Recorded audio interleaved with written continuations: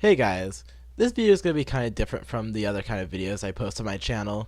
This is a more personal video that I wanted to make of me just talking about what I've learned about game design in the past year. For a really long time, I've really wanted to be a game designer and a programmer, and there's a lot of reasons for that. I think one of the biggest reasons is just because of how fascinated I am by video games and how they work. Another reason is just the joy video games can bring me. And like the stories of Masahiro Sakurai, Satoru Iwata, Shigeru Miyamoto, they all really care about what they do slash did. And I want to be able to do something very similar. I want to be able to make people happy with games that I make. So when it comes to game design, I think the hardest part of it is learning where to start. And that is especially true with your first game. And I did what most people usually do. They go onto YouTube and look at basic Unity tutorials, stuff like that, and just try making a game, like how to make a 3D platformer, how to make a shooter, stuff like that. However, like all these videos, I don't know, they're not really good at like grasping you and like making you feel like, yes, this is something I can do. So I always like get started on them, and then I just stopped. And I also signed up for a, I don't know, I also signed up for a Udemy course, and yeah, I did not get far through that at all. But you know, just it's really difficult to learn where to start. But eventually, I was able to get into it, and that's because of a school project. So it's hard to explain how this became a project that I was able to make. But basically, we all get put onto projects every year. We have a very extensive period of time. It could be an entire semester. It could be the entire school year to work on a project that could be a passion project with a group of people. And you get to show it off at like, not really a convention, but like just like a fair to like show off what you've made. And this could be as simple as like stuff like making a fish tank or makeup tutorials. But for me, I really wanted to make a game. However, since I was a freshman at the end of last year, I wasn't able to submit my own idea. However, there was a kid who suggested an idea to make a game that would tell the history of video games by recreating them within Unity. I signed up for the project and I got accepted, very luckily. And it was kind of weird how roles got split up. So the leader of the group was really experienced with Unity, and I was not at all. And he made me one of the main programmers. And I was given the job to recreate Mario and Zelda in Unity. And I would love to show you guys what I made. However, there's legal stuff with the school that I am not allowed to show it, or else I could get in legal trouble. So I'm not going to even show it. I'm just going to show like screenshots from like the NES games right now. But within that, sorry, it was really weird because they had us work for 1 month, just like planning out how it would all work. Then we had 2 months to work. Obviously, to make a video game, 2 months is not enough time to make anything like fleshed out. So what I did was I made a very basic dungeon room and a very basic Mario level in 2 months. And again, I didn't know anything about Unity or how to make any of that work. And some of the stuff I did was really weird. Like, if you know anything about Unity, I did transform slash translate for a 2D platformer. That should not work. But for somehow it actually did. But it's whatever, I guess. So I spent 7 weeks on Zelda because I really wanted to polish Zelda. And then I thought, oh, Mario will be really easy. It's not as easy as you would think. When you're at least like starting out with Unity. Like now I think I could probably do it in a week, but when you know nothing about Unity, a week is not enough time. But we didn't really get a choice in that, so I just rushed to finish Mario. I had a really polished Zelda. I was really proud of the small Zelda demo I made. And we never got to add in enemies. We never got to add in any kind of combat. But, you know, it's what you could do. But, like, honestly, I learned a lot within those 2 months of working in Unity. So we have a coding teacher at our school. He gave me a lot of courses on, like, here's how to do stuff. Use this guidebook if you need to.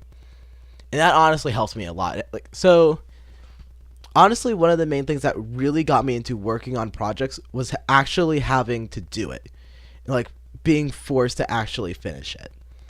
That's what really got me into working in Unity. And also, we showed it off at the fair, and actually a lot of people liked it. A lot of people were really impressed, because there's been other video game projects that have gone to the fair, and they always go poorly. So now that I knew a bit about Unity, I knew how to do top-down stuff. I semi-knew about how to do 2D side-scrollers. And this was like right at the end of the year. I was going right in the summer. What would be the next project I work on? Woovie Shifu. So, a lot of people don't know what this joke is. It's an inside joke between a bunch of my friends. I made it for us, not really for anyone else. We always joked about making it a real game, so I decided, hey, let's actually make it a game. So we made it in, I think, 24 hours. We made the entire game. And it was one of the most fun days just working on this game. It was so fun. And we still joke about it. I still have the game. I have it on a flash drive that I always bring to school. So if anyone like has a Windows computer, I always tell them, hey, put Woovie Shifu on your computer. I also randomly decided to make the Mario gets a glass of milk game. I honestly don't know why. I don't really even find that joke really that funny. But I just made it because I thought, oh, that would be really easy to do. But why wasn't I taking it seriously?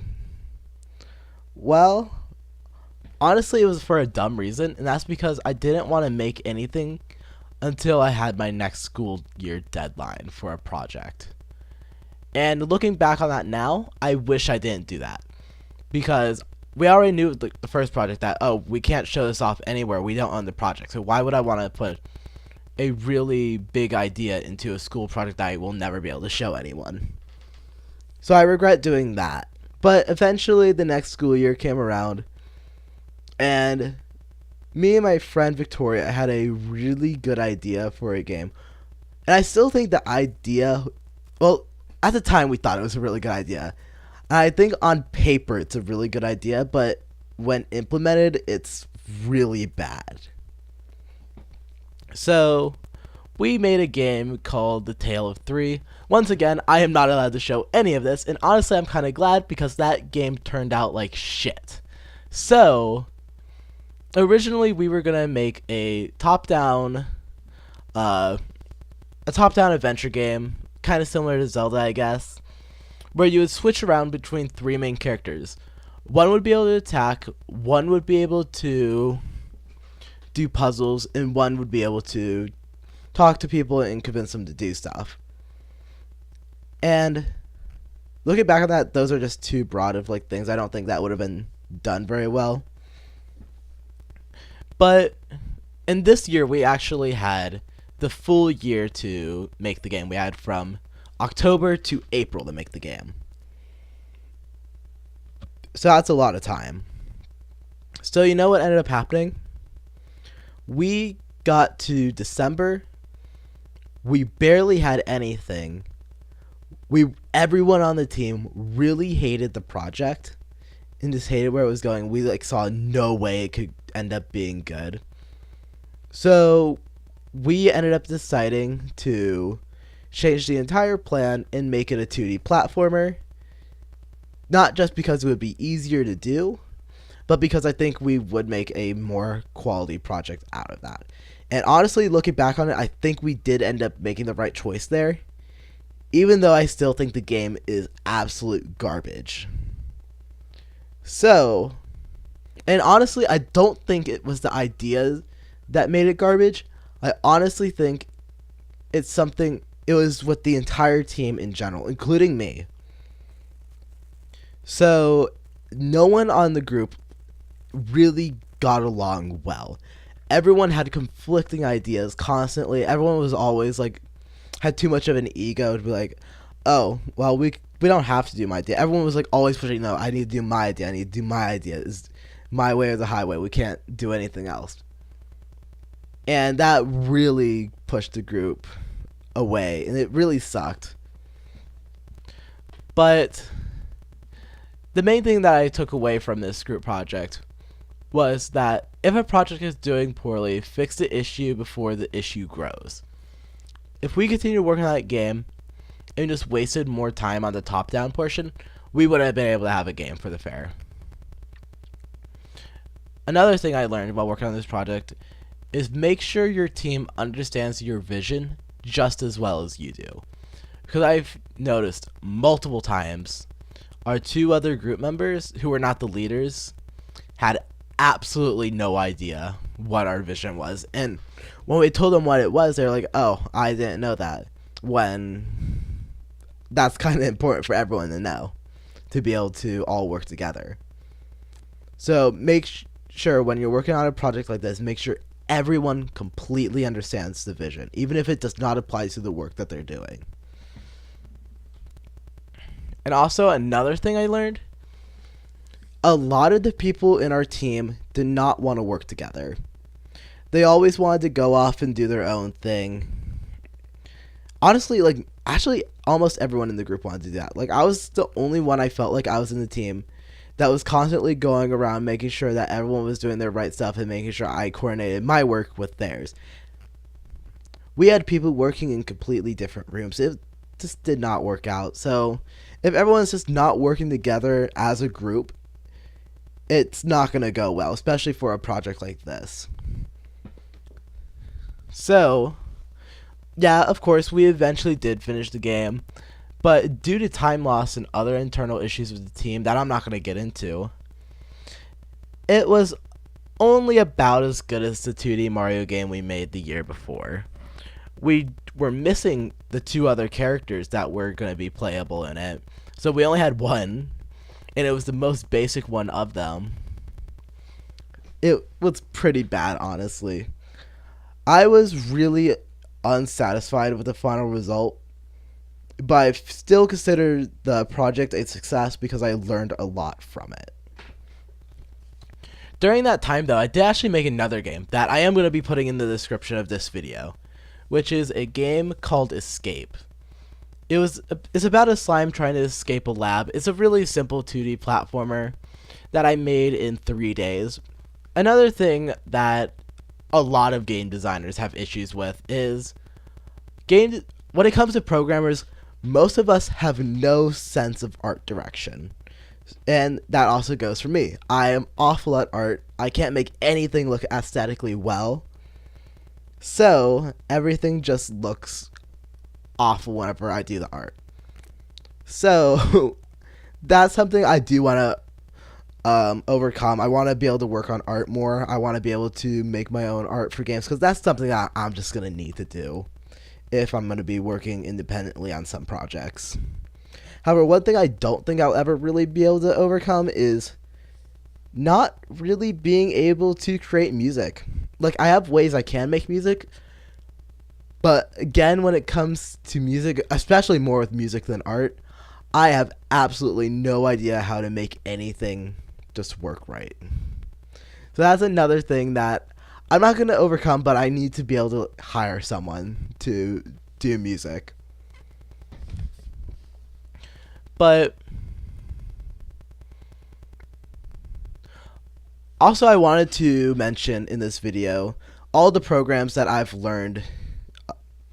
I also wanted to mention in this video everything that I've made games in. I've only talked about my Unity projects, which I use Unity and C# to make games. However, also during this time, I've also learned how to program in HTML, HTML is the basic coding course that almost everyone learns. However, I've also learned a tiny bit of Python, and I've been learning Java since the beginning of this school year. And I don't think I'm very great when it comes to Java, but I feel like if I put in the time outside of school, I could get really good at creating games in Java. So that's pretty much the summary of everything I've learned about game development within the past year. Yeah, it is kind of anticlimactic. There's like not really an end, but that's kind of the point. This is only a prologue. This isn't the end. I want to be able to make games for a living. I want to be able to, or even as a hobby. If I can't get it as my main job, I would still love to be able to make video games as a hobby. And I'm doing everything I can to do that. So, this is not really going to be the place that I'm going to be putting development stuff, because that's what the majority of you have not subscribed to this channel for. So I've made a separate channel.